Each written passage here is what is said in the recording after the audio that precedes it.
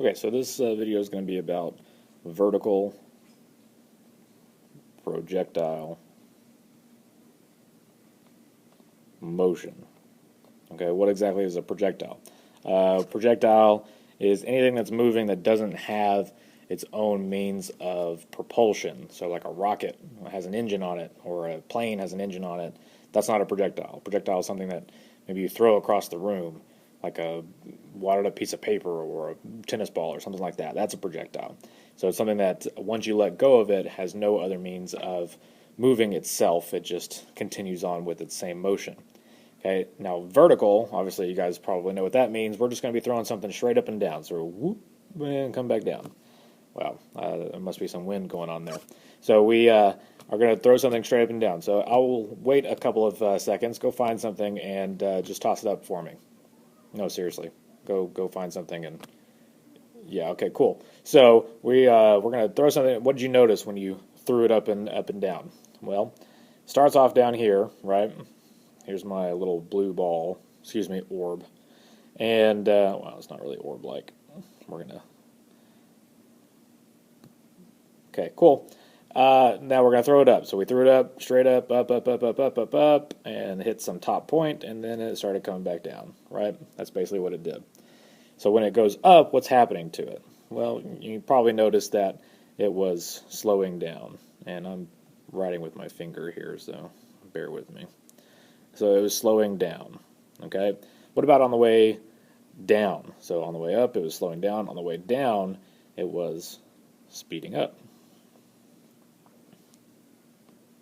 Okay, so on the way up, slowing down, on the way down, speeding up.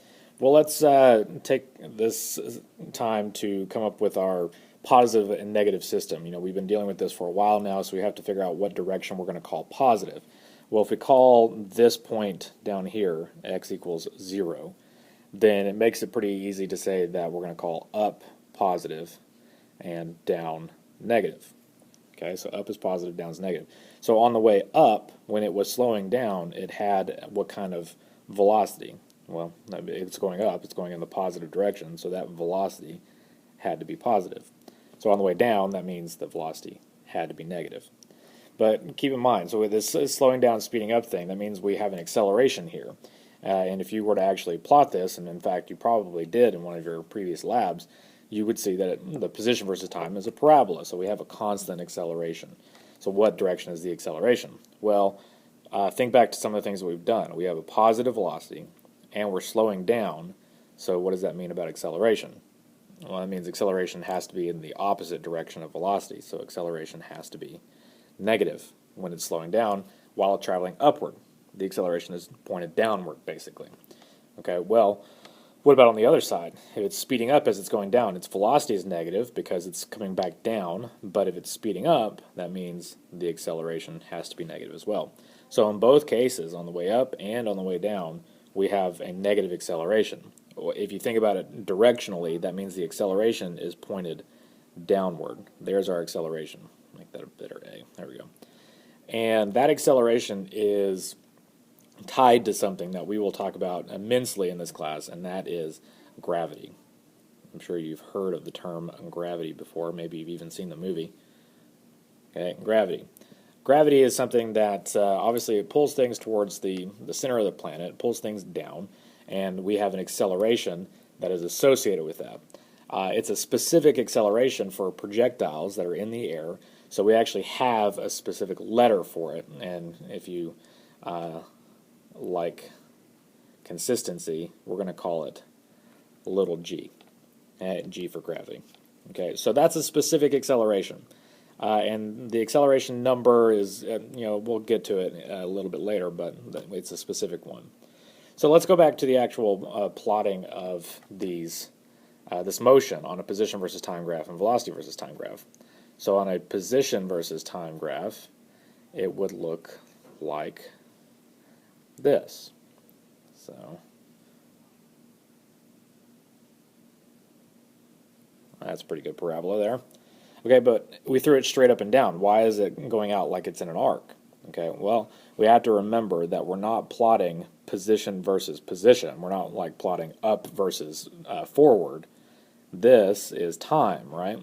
So as time goes on, this thing says it goes further up, further up, further up, further up, further up, and then until it hits its highest point, and then it comes back down. Okay, so what actually happens there at the highest point? That's the highest point. What happens there? Well, we can look at it in terms of velocity. Remember, velocity is the slope of a position versus time graph.